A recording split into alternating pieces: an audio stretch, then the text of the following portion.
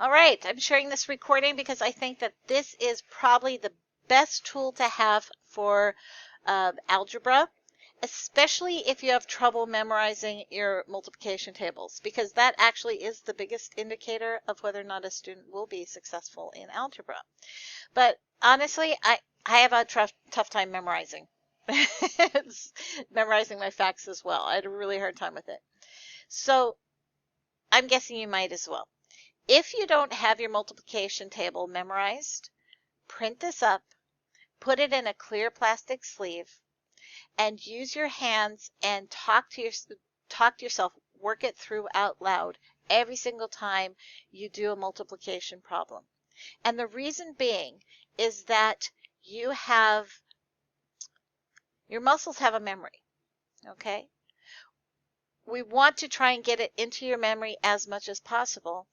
And if you see it, you say it, and you do it, that's 3 ways for that information to get into your brain and stick. Okay? It's much more likely to stick. So, activity is a conduit to memory. So print this out, have it in front of you. Here's I'm going to pretend that this is one of my fingers. All right? This is my finger. I'm going to draw it with my finger.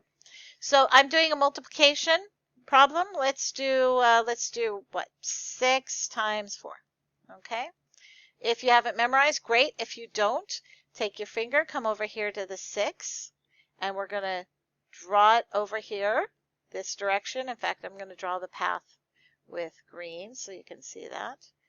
So you draw that path, and then with your other hand, draw the path going down from 4. 6 times 4. And do you see where they meet? That is 24. Okay? That is the solution to that answer. So, when it comes to what we're doing today we are doing finding factors and multiples. Okay. All right, least common multiple, 6 and 4. Okay, what I think I would do is I would look at 6. So let's take a look at 6 right here.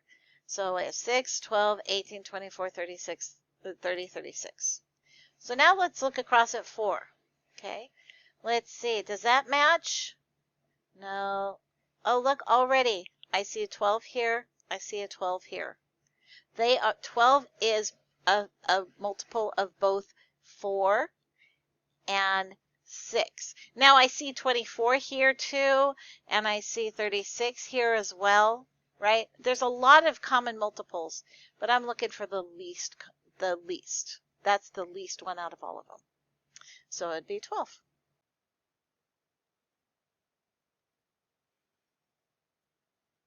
Okay.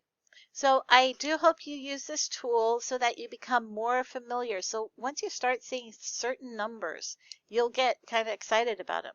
Like right here, these guys, these are your perfect squares. Oh, they're wonderful. If you see a perfect square, hopefully you will learn for your heart to soar. You'll go, oh, 36, that's such a great number right there. All right. You also recognize like 48, you'll end up recognizing that's a great number to see in a problem. There's so many things we can do to factor. And the last thing we can do is we can, you'll see numbers that aren't on here, like 67.